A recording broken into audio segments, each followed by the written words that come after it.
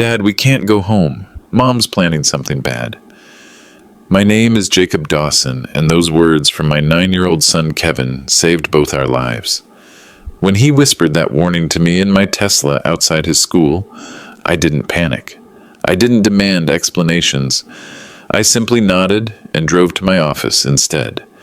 Because Kevin was right about his stepmother, Nellie, planning something bad. She was planning to murder us for $2.8 million in life insurance money. But here's what Kevin didn't know. What Nellie didn't know either. I'd been preparing for this moment for weeks. Hidden cameras, encrypted recordings, financial forensics, everything a senior solutions architect at Quantum Dynamics Corp could legally deploy to protect his family. My wife thought she was married to a naive computer programmer who could be easily eliminated. She forgot one crucial detail about her boring, socially awkward husband. I investigate digital fraud for a living. If you're watching this, please subscribe and let me know where you are watching from. This is how a child's warning and a father's preparation turned a murder conspiracy into a life sentence. Let me start with how I became the perfect victim. 3 years ago, I lost my first wife, Bethany, in a commuter plane crash, coming back from her sister's wedding in Denver. She was 38. Kevin was 6. We were supposed to grow old together. For 2 years, it was just Kevin and me in our 4-bedroom craftsman house on Maple Street. I worked 70-hour weeks at Quantum Dynamics, earned $185,000 a year, and had zero social life. Kevin lived on frozen dinners and video calls with his grandparents. Then I met Nellie at a parent-teacher conference. She was volunteering in Tyler's 3rd grade classroom. Beautiful, confident, everything I wasn't. She made Kevin laugh for the first time since his mother died. When she suggested coffee, I couldn't believe someone like her would notice someone like me. The red flags were there from the beginning, but I ignored them. At our first neighborhood barbecue as a married couple, Nellie introduced me to the Hendersons like this. "Jacob's the computer guy. He makes decent money, but don't expect much conversation." Everyone laughed. I smiled and said nothing. When her BMW X3 needed repairs, $650, she used my credit card without asking. When I mentioned it, she said, "Honey, you're terrible with money anyway. Let me handle the finances." I handed over my Wells Fargo account information that same week. The dinner parties were the worst. Nellie would invite her real estate friends over, successful, charming people who flipped houses and drove luxury cars. They'd talk about their latest deals while I served wine and cleared plates. "Jacob's so sweet," Nellie would tell them.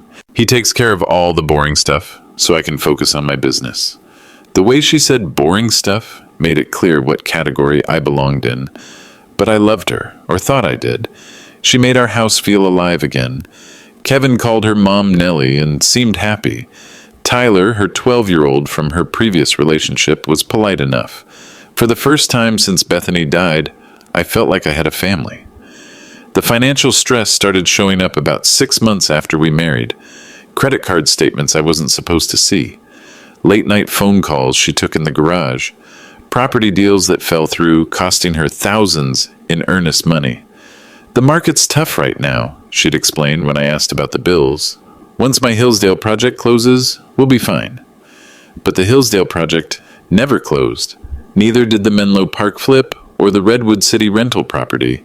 Instead, our joint savings account dropped from $43,000 to $11,000 in 4 months. When I suggested maybe she should take a break from real estate, focus on more stable investments, she gave me that look, the one that said I was just a computer nerd who didn't understand business. "Jacob, honey, you're brilliant with software, but this is the real world. Trust me." So I trusted her. I increased my life insurance policy when she suggested it. I signed the papers, making her the primary beneficiary. I even added Tyler as a secondary beneficiary because, she explained, he's part of our family now. Looking back, the biggest red flag wasn't the money or the condescension. It was how she treated Kevin when she thought I wasn't watching. One Saturday morning, I came downstairs early and saw her in the kitchen with Tyler. They were whispering about something, and when Kevin walked in asking for breakfast, the conversation stopped completely. "Kevin, go play in your room," Nellie said. Tyler and I are having grown-up time. Kevin looked confused. But I'm hungry. I said, go to your room. The coldness in her voice made my stomach drop. This wasn't the woman who'd laughed at Kevin's knock-knock jokes 6 months earlier, but I told myself I was being paranoid. Blended families were complicated. She was probably just stressed about money. I had no idea how right I was about the stress, or how wrong I was about everything else. The insurance policy discovery happened by accident. I was looking for our homeowner's policy documents. We'd had some minor hail damage, and I needed to file a claim. Nellie kept all the important papers in a locked filing cabinet in her home office. She'd given me the combination months earlier. Tyler's birthday, 08172009. Inside the folder marked Insurance, I found something that made my blood freeze. State Farm policy number LF884392. Death benefit, $2,800,000. Policyholder, Jacob Michael Dawson. Primary beneficiary, Eleanor Nellie Dawson. Secondary beneficiary, Tyler James Brooks. The issue date was March 15, 2024, just 3 months ago. I'd never signed papers for a policy that large. My original coverage through Quantum Dynamics was only $500,000, standard for my salary level. When Nellie suggested increasing it, I thought she meant maybe doubling it. I called State Farm immediately. Yes, Mr. Dawson, that policy is active and current, the agent confirmed. Premium of $4,700 monthly, auto-debited from your Wells Fargo checking account. You signed the application in our San Jose office on March 14th. March 14th. I remembered that day clearly. Nellie had asked me to sign some routine paperwork during lunch. I'd been rushing between meetings, barely read what I was signing. Can you email me a copy of the signed application? I asked. Of course, give me 1 moment. The PDF arrived 3 minutes later. There was my signature, but the policy amount had been altered. What I'd signed said $750,000. Someone had changed it to $2,800,000 after the fact. I stared at that document for 20 minutes, trying to process what it meant. Then I called Wells Fargo. Sir, you've had 17 overdraft fees in the past 4 months, the customer service representative explained. Your account balance is currently negative $2,400. The auto-debited insurance payment this morning couldn't be processed. 17 overdrafts. I'd had maybe 3 overdrafts in my entire adult life. Can you tell me what transactions caused the overdrafts? She started reading. Cash withdrawals I'd never made. Payments to contractors I'd never hired. A $15,000 wire transfer to something called Brooks Property Solutions on April 3rd. My hands were shaking as I took notes. Sir, do you need to report fraudulent activity on your account? I almost said yes. Then I realized, if this was fraud, it meant my wife was stealing from me. If it wasn't fraud, it meant something much worse. No, thank you. I'll handle this internally. I hung up and sat in my Tesla in the Quantum Dynamics parking lot, trying to understand what I'd discovered. Someone had inflated my life insurance policy to nearly $3 million without my knowledge. Someone had been systematically draining our bank account. Someone had forged financial documents. And the only person with access to all of this was my wife. But why would Nellie want me dead for insurance money when she could just divorce me and take half of everything anyway? Unless she couldn't afford to wait for a divorce. Unless she needed money immediately. Unless there were debts I didn't know about. I drove home early that day and spent 2 hours going through every piece of paper in our house. What I found painted a picture of financial desperation I hadn't imagined. Credit card bills in Nellie's name totaling $87,000. Loan documents from private lenders charging 18% interest. Legal notices about pending foreclosure on properties I didn't even know she owned. The worst document was a promissory note to someone named Marcus Chen for $200,000, due June 1st, less than 6 weeks away. The collateral listed was life insurance proceeds, policy LF884392.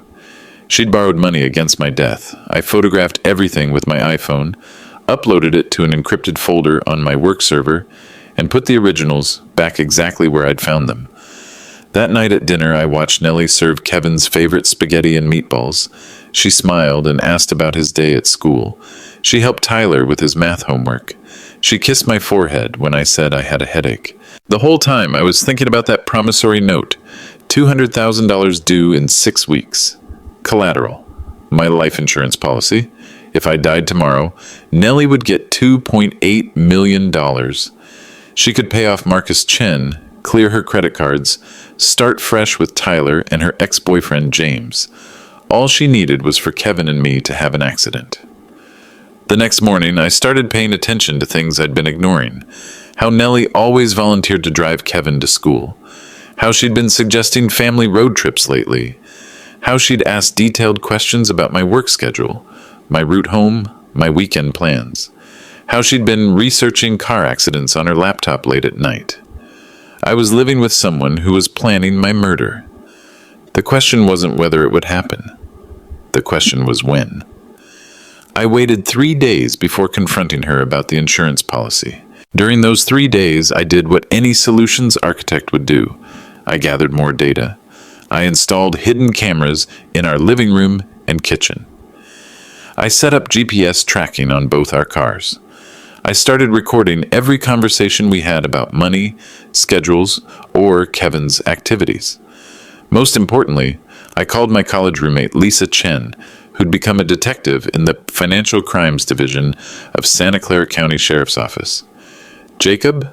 God, it's been, 2 years? Lisa's voice was warm over the phone. How are you holding up? I need advice, and it has to stay between us for now. Her tone shifted immediately. What's going on?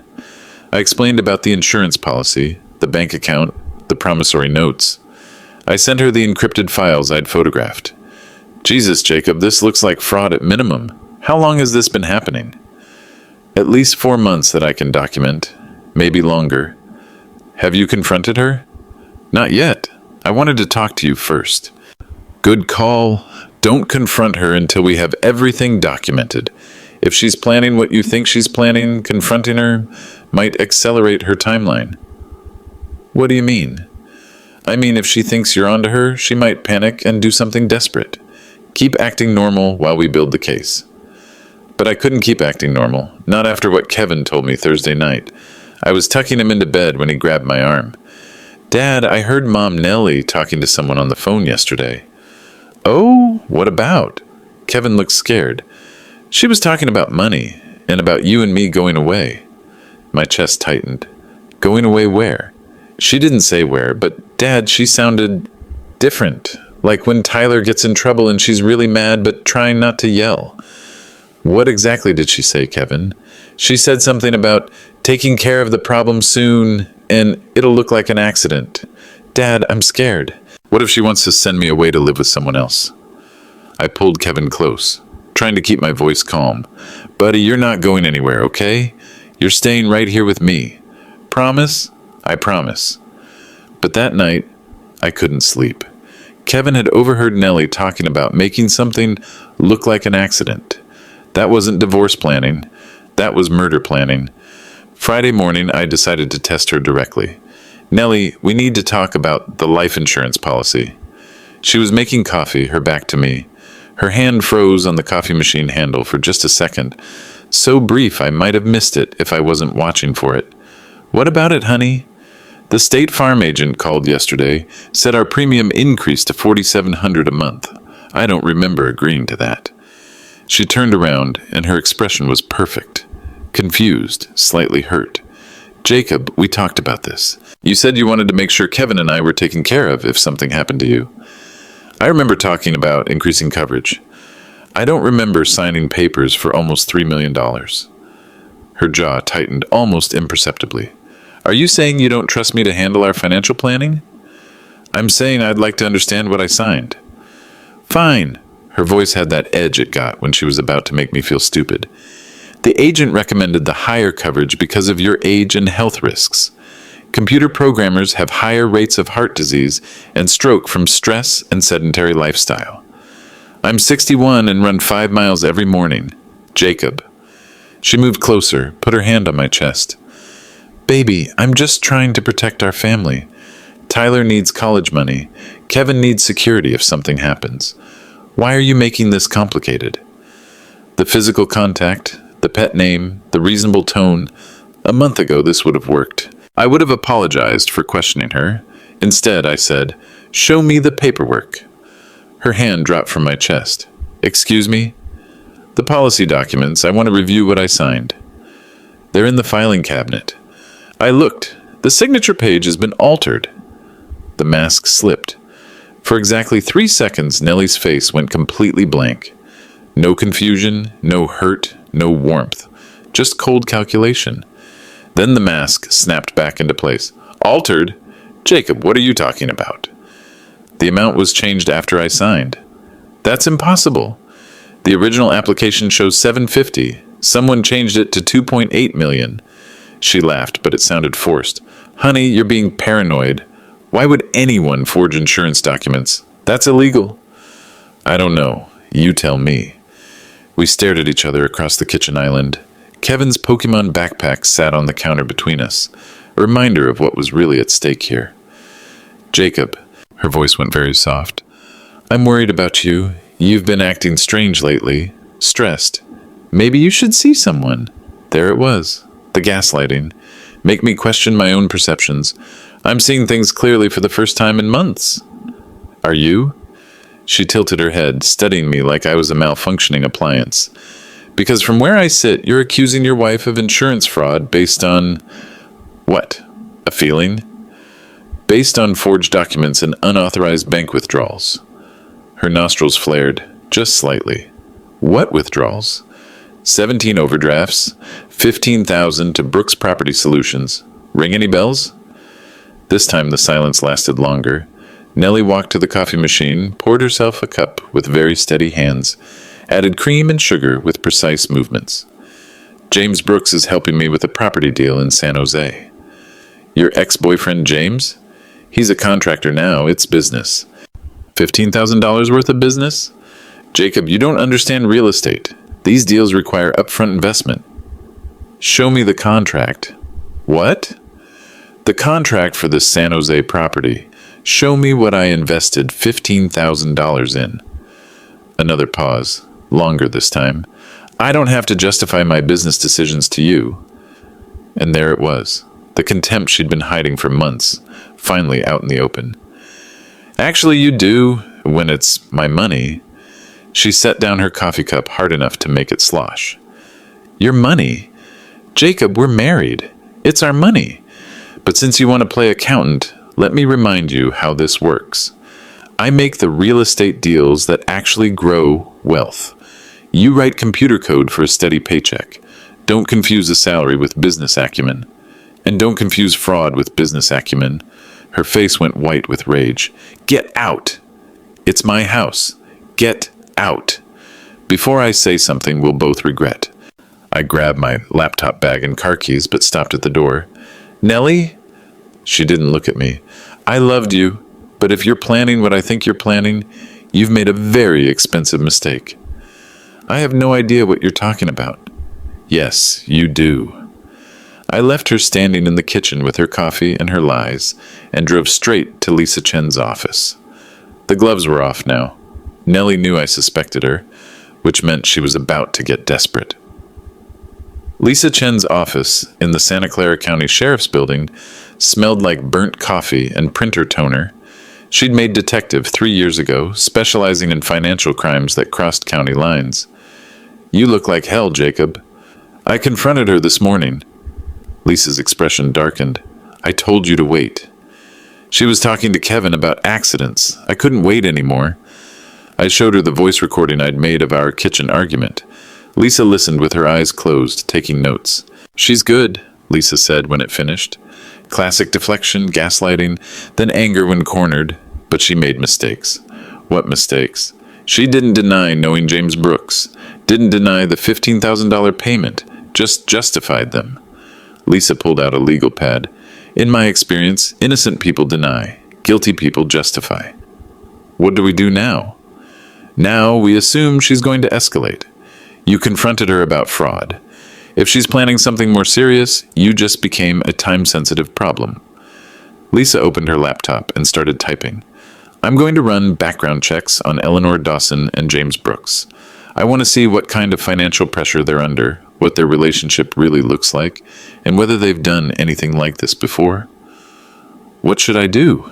Document everything, but Jacob, I need you to understand something. What we have right now is suspicious activity, maybe fraud. If you're right about the bigger picture, if they're actually planning to hurt you and Kevin, we need solid evidence before we can act. How solid? Recorded conversations about the plan, financial transfers that prove conspiracy, something that shows intent to commit violence, not just fraud. I thought about Nellie standing in our kitchen, her mask slipping for those 3 seconds. She's smart, Lisa. She's not going to confess on camera.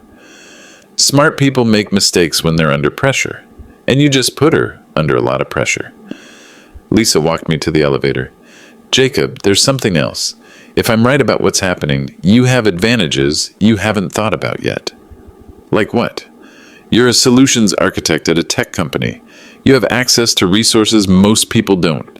Surveillance equipment, data analysis tools, digital forensics capabilities. She was right.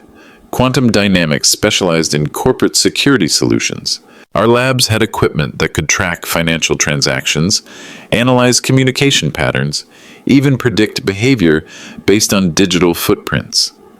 Are you suggesting I spy on my own wife? I'm suggesting you use your professional skills to protect yourself and your son. That afternoon, I had a conversation with Marcus Webb, Quantum Dynamics' security director.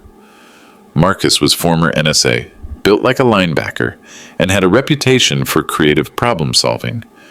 Theoretical question, Marcus. If someone wanted to monitor suspicious activity in their own home, what would you recommend? Marcus studied me over his coffee. Theoretical answer, our new Q-Track surveillance system, voice activation, motion detection, encrypted cloud storage. We're testing it for corporate espionage prevention. Hypothetically, could someone install this in a residential setting? Hypothetically, yes, if they had legitimate security concerns and proper legal authority over the premises. And the data would be admissible in court? If properly documented and legally obtained, absolutely. Marcus leaned forward. Jacob, you want to tell me what this is really about? I trusted Marcus, but I wasn't ready to involve him directly yet. Just thinking about home security. We've had some break-ins in the neighborhood. Uh-huh. Marcus didn't believe me, but he didn't push. Well, if you decide to upgrade your theoretical home security, let me know. I might have some equipment that's not quite ready for commercial release. That evening, I explained to Kevin that we were going to start being more careful about home security. Are we in danger, Dad? Not if we're smart about it. But I need you to tell me if anyone says anything strange to you. Mom, Nellie, Tyler, anyone. What kind of strange? Questions about our schedules, where we're going, when we'll be back. Or if anyone talks about trips, or accidents, or insurance. Kevin nodded seriously. Should I write it down? Yes, in your notebook. And Kevin, if anyone asks you not to tell me something they said, you tell me immediately. Even Mom Nellie? Especially Mom Nellie. That night, I installed the Q-Track system in our living room, kitchen, and Nellie's home office. 8 cameras total, all smaller than quarters, all encrypted to my work servers. I also activated GPS tracking on everyone's phones. Mine, Nellie's, Kevin's, and Tyler's. If they went anywhere unusual, I'd know. Finally, I set up financial monitoring on all our accounts. Any transaction over $500 would trigger an immediate alert. By midnight, I had complete digital surveillance of my own family. It felt like betrayal and self-preservation in equal measure. 2 days later, I found out I'd been right on both counts. The Hendersons' annual Memorial Day barbecue was a neighborhood tradition. 20 families, grilled burgers, kids running through sprinklers, and enough small talk to make me wish I'd stayed home. But Nellie insisted we go. We can't hide from our neighbors just because you're having trust issues, she said while getting dressed. She'd chosen a sundress that cost more than my monthly car payment. White cotton with tiny blue flowers, paired with jewelry I'd never seen before. New necklace? I asked. Early birthday present to myself, do you like it? The pendant was a gold infinity symbol, studded with what looked like real diamonds. Easily $2,000. Where did you get the money for that? Her hand went to her throat protectively. I had a good month with the Menlo Park listing. I thought that deal fell through. The first one did. I found another buyer. Lie. I'd been monitoring her email for 3 days. There was no Menlo Park sale, no buyer, no commission check. But there were 17 text messages with James Brooks about liquidating assets and finalizing the timeline. At the barbecue, Nellie transformed into her social self. Warm, charming, the perfect suburban wife. She brought her famous potato salad and immediately started working the crowd. Jacob's been under so much stress at work, she told Sandra Henderson while I stood right there. I keep telling him to take better care of himself. All those late nights programming, it's not healthy for a man his age. I was 37, not 70, but Sandra nodded sympathetically. Maybe you should consider a vacation, Sandra suggested to me. Get away from the computer for a while. Actually, that's a wonderful idea, Nellie said. I've been trying to convince Jacob to take Kevin on a camping trip. Father-son bonding time. My blood went cold. A camping trip meant isolated location, no witnesses, easy to stage an accident. I'm not much of a camper, I said. Oh, come on, honey. Kevin would love it. And I could use some alone time to focus on work. Alone time with Tyler, you mean?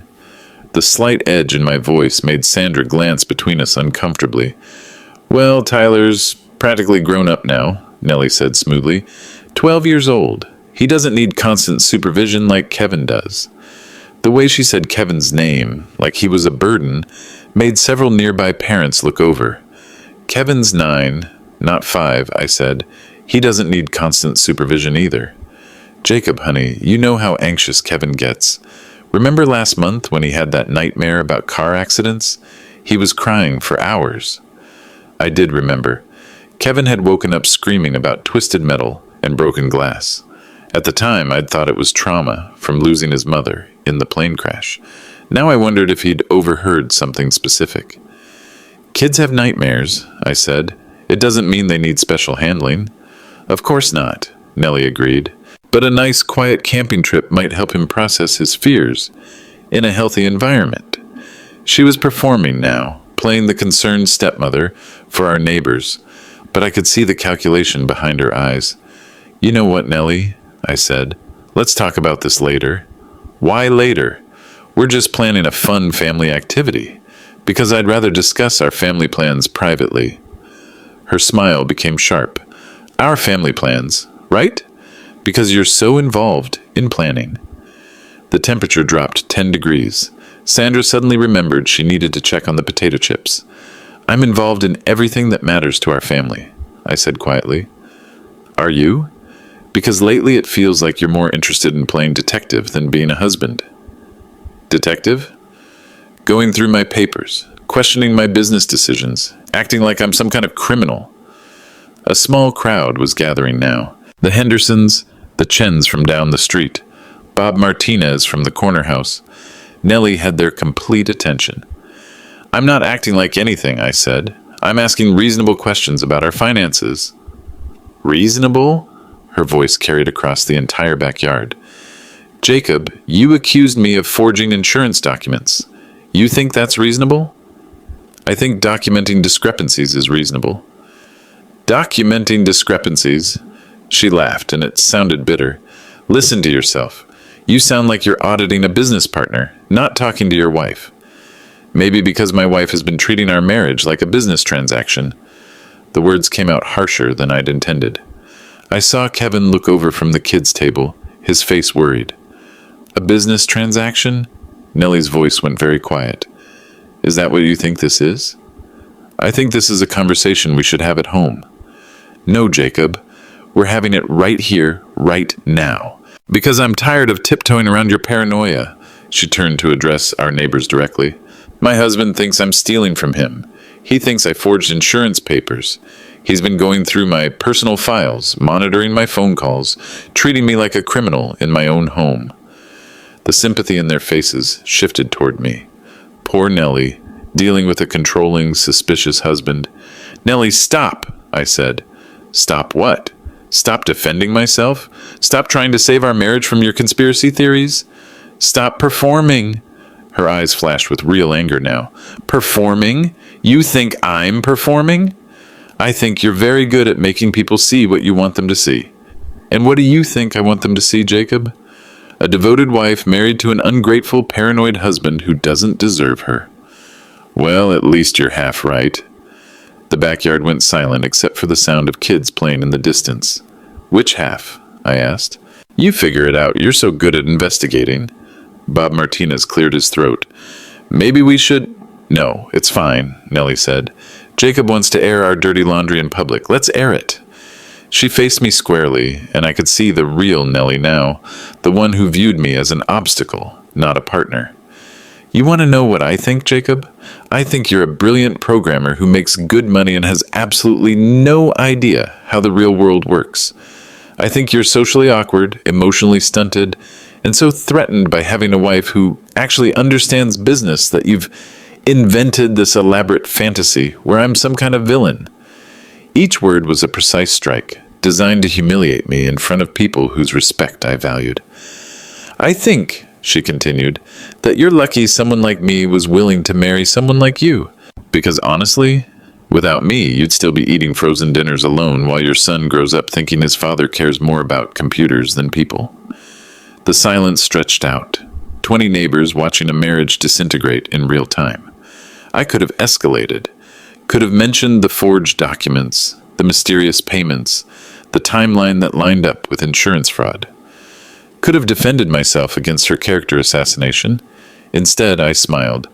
You're absolutely right, Nellie. I am lucky. I'm lucky I found out who you really are before it was too late. I pulled out my phone and showed her the screen. And I'm lucky I recorded this entire conversation. Her face went white. You recorded me? I recorded us, having a discussion about our marriage in a public place, perfectly legal in California. I looked around at our neighbors, who were now very uncomfortable and trying not to make eye contact. I apologize for the scene, everyone. Nellie and I are going through a difficult time. We'll work it out privately from now on. I walked over to Kevin, who was standing frozen by the kids' table. Come on, buddy, let's go home. As we headed toward the car, I heard Bob Martinez say to his wife, That was intense. And Sandra Henderson replied, I feel sorry for both of them. Marriage is hard. But I didn't feel sorry for anyone, because now I had Nellie on record, in front of witnesses, showing her true feelings about me and Kevin. And tomorrow, I was going to show her just how lucky she really was.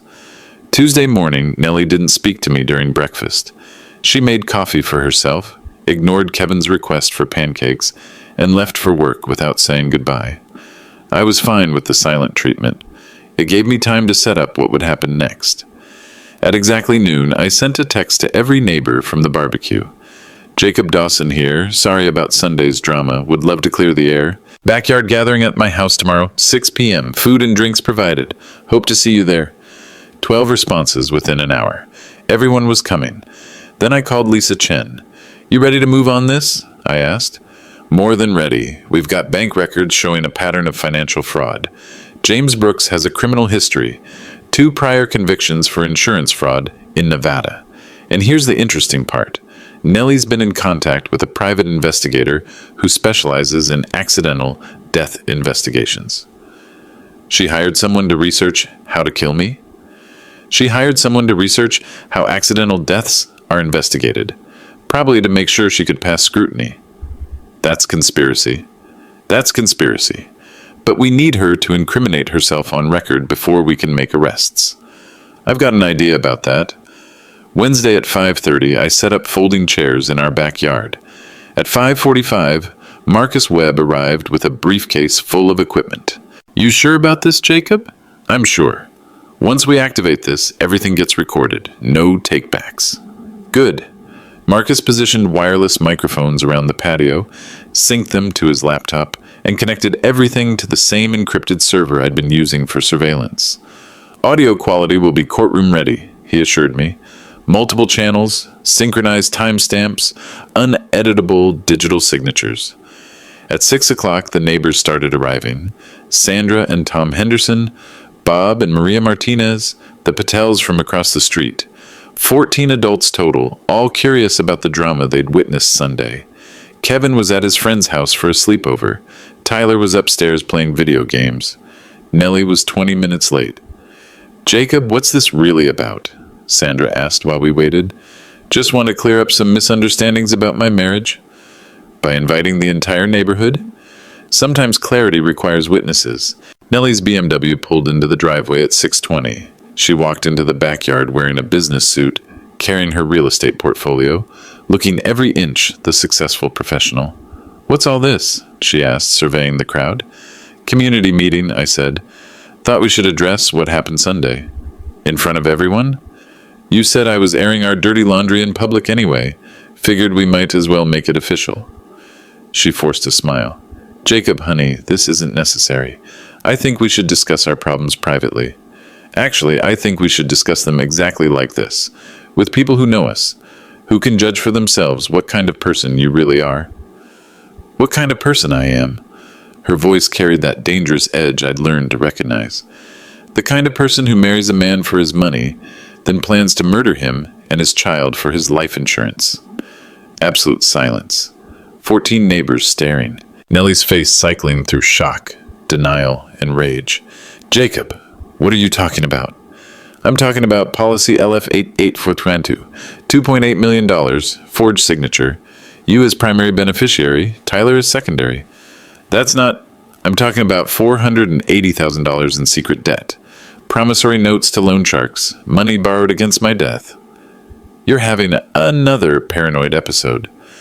"I'm talking about recorded conversations with James Brooks about making my death look accidental, about Tyler being your real priority, about Kevin being, what was the phrase? Collateral damage." Her face went bone white. "You recorded my private conversations?" "I recorded criminal conspiracy." I pulled out my phone and played a 30-second audio clip. Nellie's voice, crystal clear. "The kid is just collateral damage, James.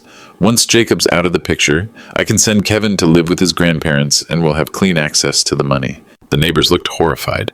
That's taken out of context," Nellie stammered. "Here's some context," I said. I opened my laptop and connected it to the portable speaker I'd brought outside. "Financial records showing systematic theft from our joint accounts. Insurance documents with forged signatures. Text messages between you and James planning my accident for this weekend's camping trip. This is illegal surveillance." "Actually, it's not. Everything was recorded in my own home, with equipment I legally own, documenting threats against my life and my son's life." I stood up and faced our neighbors directly.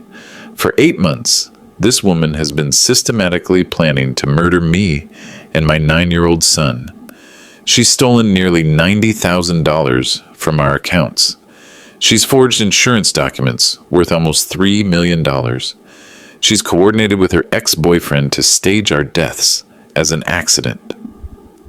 I clicked to the next screen on my laptop. Here are bank transfers to James Brooks totaling $37,000. Here are her communications with a private investigator researching accidental death investigation procedures.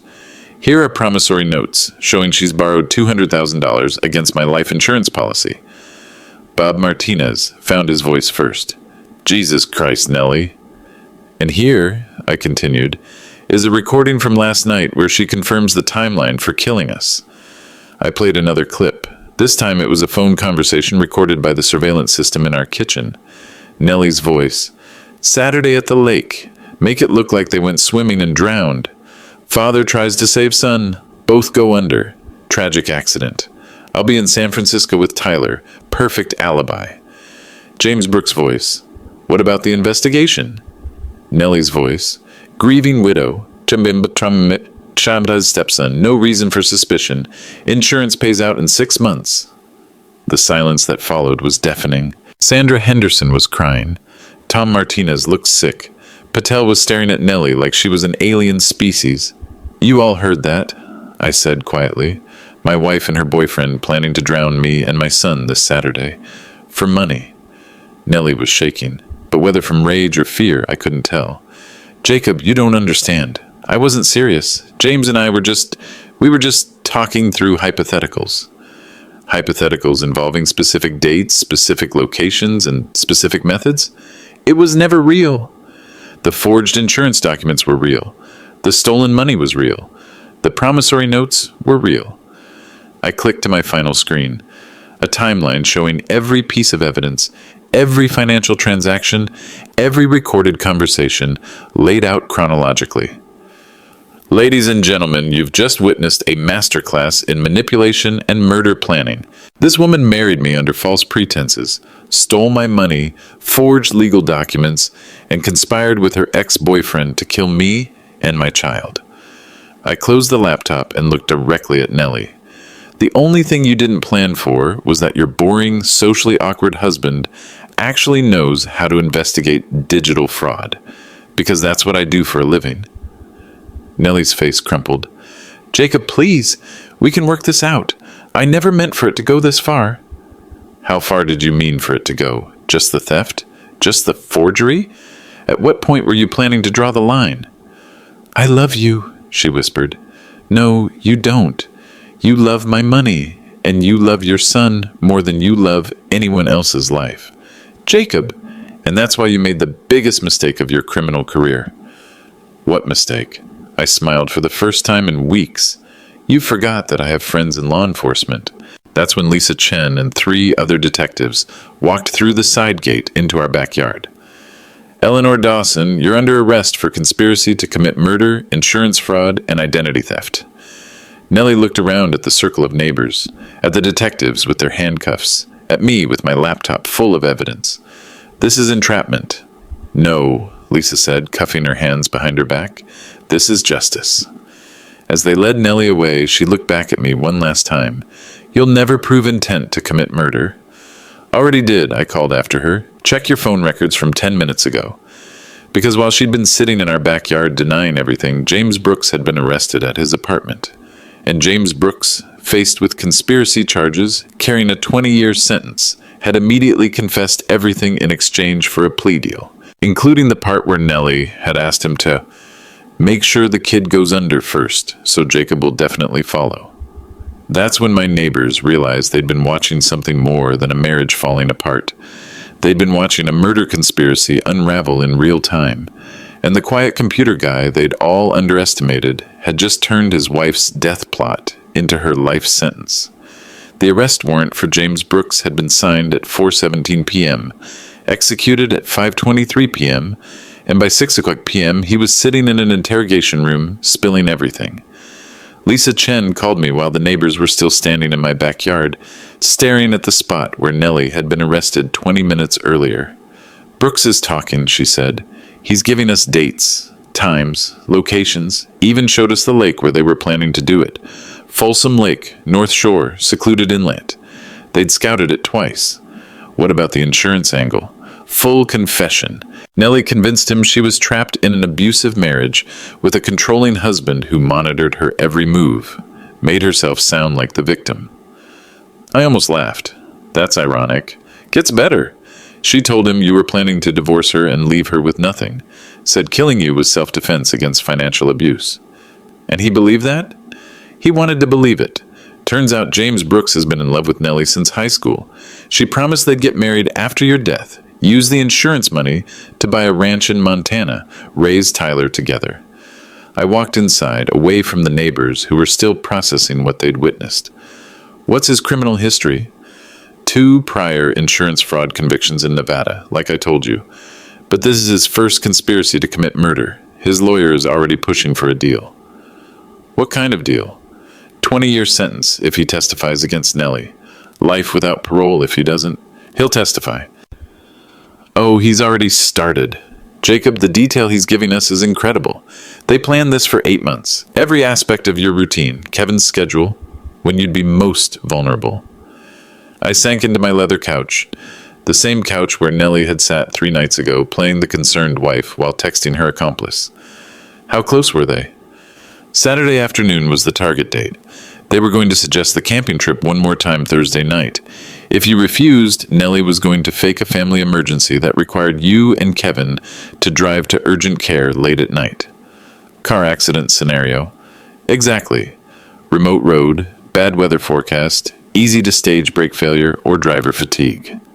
I thought about Kevin upstairs, playing with his friend, oblivious to how close he'd come to death. What happens now? Now we build the prosecution case. Grand jury will convene Monday. With Brooks' testimony, the financial evidence, and the recordings you provided, this should be straightforward. How long?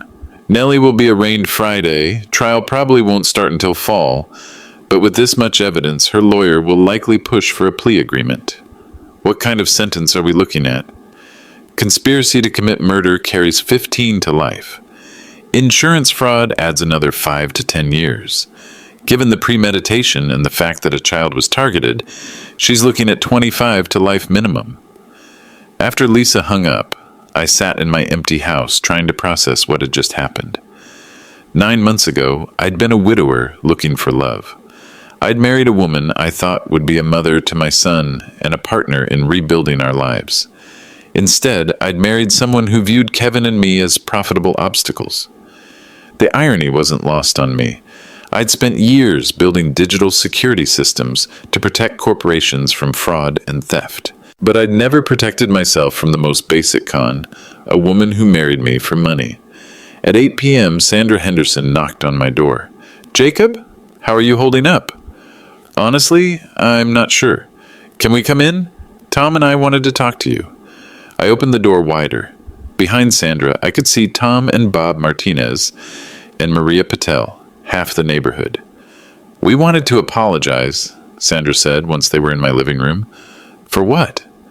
"For not seeing what was happening. For judging you when you tried to ask questions about your marriage." Tom cleared his throat. "Sunday at the barbecue, when when she said those things about you, we thought you were being controlling, paranoid. You had every reason to think that." "No, we didn't," Bob said. "We knew you. Quiet guy, devoted father, never caused problems. If you were questioning your wife's behavior, we should have wondered why." Maria nodded. "Instead, we felt sorry for her. Beautiful woman married to awkward computer guy. We made assumptions. She was very good at managing perceptions. That's what scares us," Sandra said. "How convincing she was. How completely we bought her version of your marriage." I understood their discomfort. They'd all witnessed a masterclass in manipulation, and it forced them to question their own judgment about people they thought they knew. "There's something else," Tom said. "Tyler." I'd been wondering about Tyler since the arrests. 12 years old, mother in jail, biological father in jail, no other family in California. What about him? Child Protective Services came by an hour ago. They're looking for emergency placement. Foster care? Unless family steps forward. But Nellie's parents are in Florida, and James Brooks' family won't take him. I thought about Tyler upstairs, probably still playing video games, unaware that his entire world had just collapsed. "He can stay here," I said. "Jacob, you don't have to do that. He's not your responsibility. He's a kid whose mother just got arrested for planning to murder my son.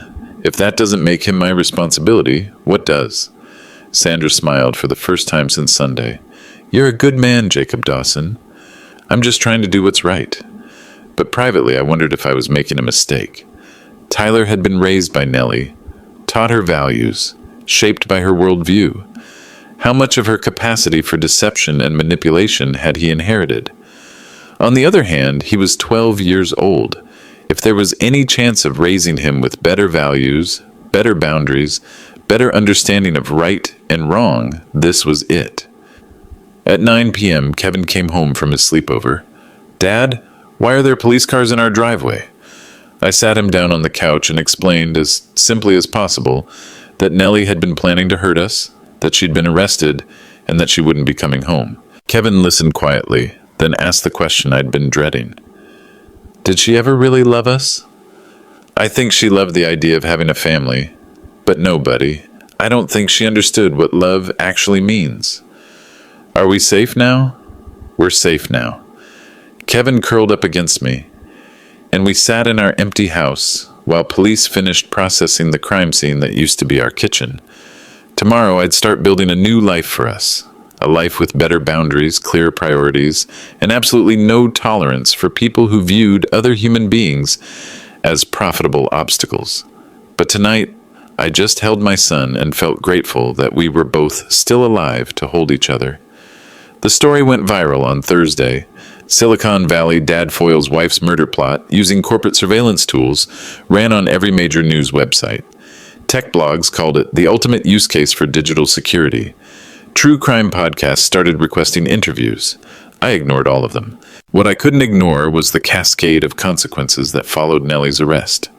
Friday morning, State Farm called to inform me that my life insurance policy had been voided due to fraudulent application.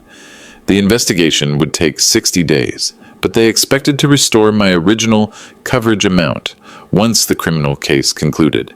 Mr. Dawson, we're also required to inform you that we'll be filing civil charges against Mrs. Dawson for insurance fraud. The damages include processing costs, investigative expenses, and potential payouts that could have occurred if the plan had succeeded. How much are we talking about? Approximately $4.2 million in total exposure. This will be in addition to any criminal penalties. By Friday afternoon, Wells Fargo had frozen all accounts associated with Nellie's fraudulent transactions. They'd also initiated their own investigation into the forged documents and unauthorized transfers. Sir, our preliminary analysis shows systematic theft totaling $87,463 over 6 months, the bank fraud specialist explained. We'll be pursuing full restitution plus damages and penalties as allowed by federal banking law. What does that mean for recovery? Mrs. Dawson's assets have been seized pending criminal trial.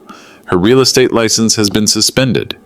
We expect to recover approximately 40% of stolen funds through asset liquidation. Saturday, Tyler's caseworker from Child Protective Services brought him to our house with 2 suitcases and a box of belongings. This is temporary placement, she explained to me while Tyler sat silently on the couch. We'll reassess after 30 days. I knelt down in front of Tyler, trying to read his expression. Shock, confusion, anger, all understandable. Tyler, I know this is scary. I know you probably don't trust me right now. But you're safe here, okay? He nodded without making eye contact. Can I ask you something? Another nod. Did you know what your mom and James were planning? Tyler looked up at me for the first time. She said you and Kevin were going away. She didn't say they were gonna hurt you. Did you want us to go away? He was quiet for a long time. Sometimes, when you made rules she didn't like, when Kevin got attention. That's honest. I appreciate honest. Are you gonna send me away now? No, but I'm gonna ask you to follow some new rules. And Tyler, these rules aren't negotiable. I explained the household expectations. No lying, no manipulation, no playing adults against each other. Consequences would be immediate and consistent. Respect was earned through behavior, not demanded through drama. If you can't accept those rules, we'll find you placement somewhere else. But if you can accept them, this is your home now. Tyler thought about it, then asked, What about Kevin? Does he want me here? Kevin, who'd been listening from the kitchen, came into the living room. You can stay if you want, but you can't be mean to my dad anymore, and you can't try to make him feel stupid. I never... Yeah, you did. When Mom Nellie would say stuff about him, you'd laugh. That wasn't nice. Tyler's face reddened. She said he didn't understand anything, that he was just the money guy. He's not just the money guy, Kevin said firmly. He's my dad, and he's really smart, and he saved both of us from your mom. The bluntness of it made Tyler flinch, but he nodded. I'm sorry I laughed. You can start over, Kevin said, but don't be fake nice. Just be regular nice. Monday morning brought the grand jury indictment.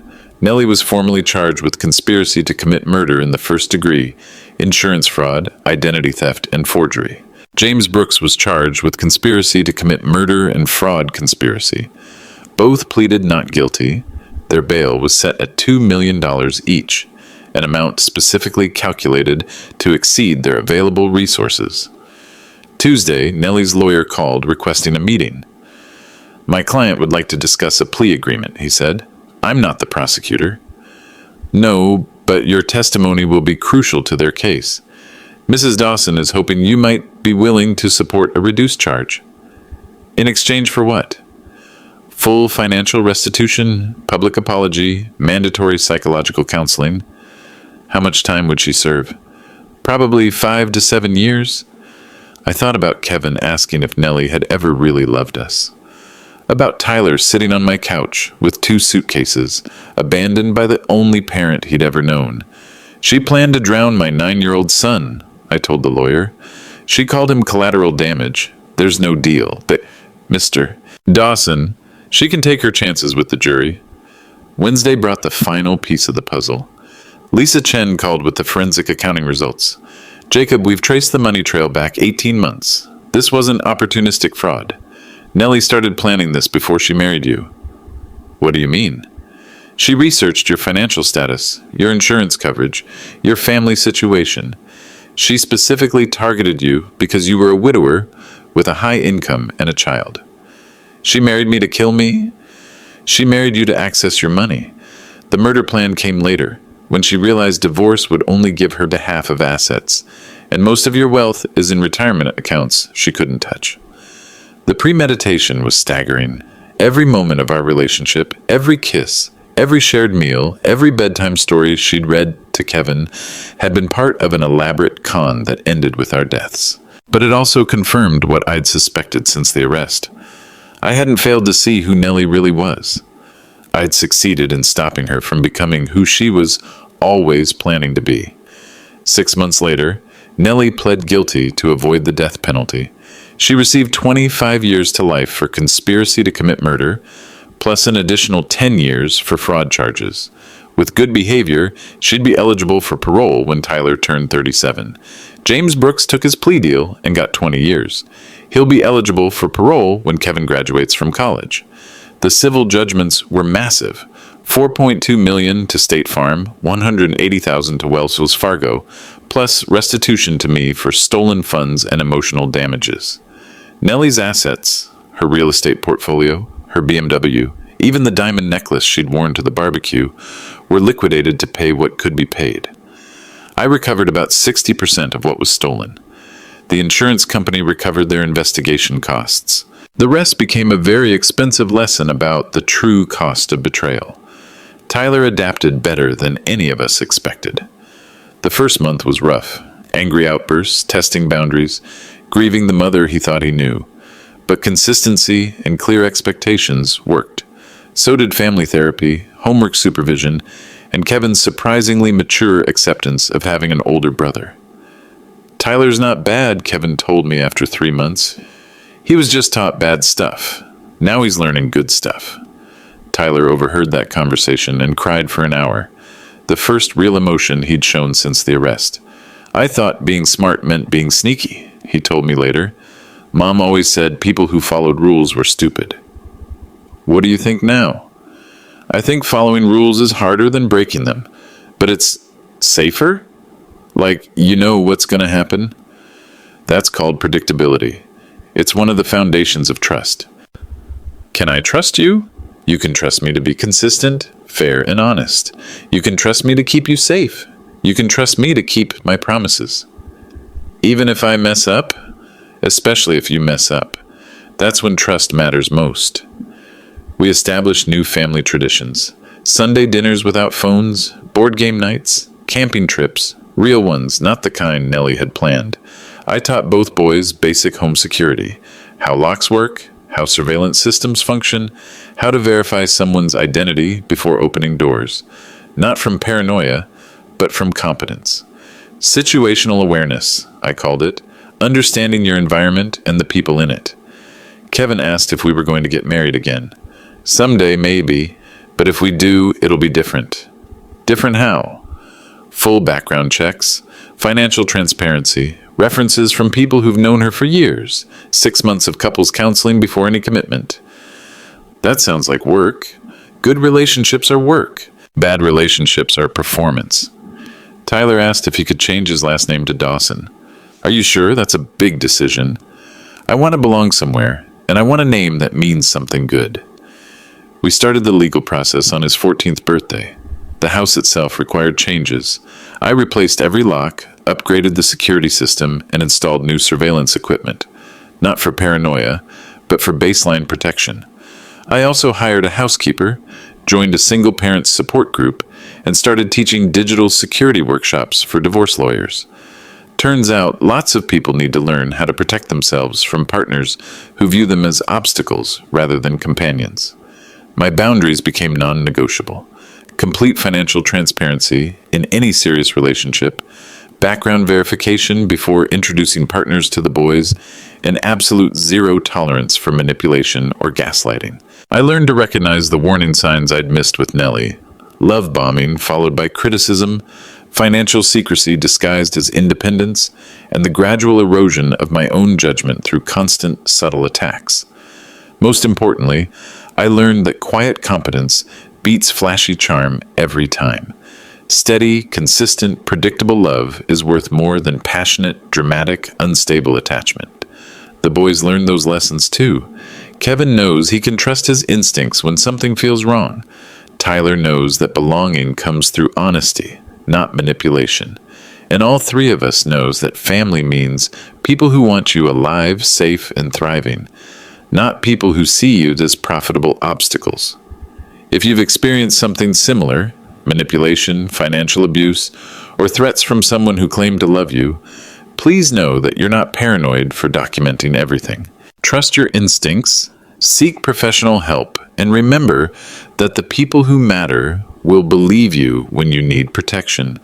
Leave a comment below if this story resonated with you, and remember to subscribe for more true stories about setting boundaries, recognizing manipulation, and protecting the people you love.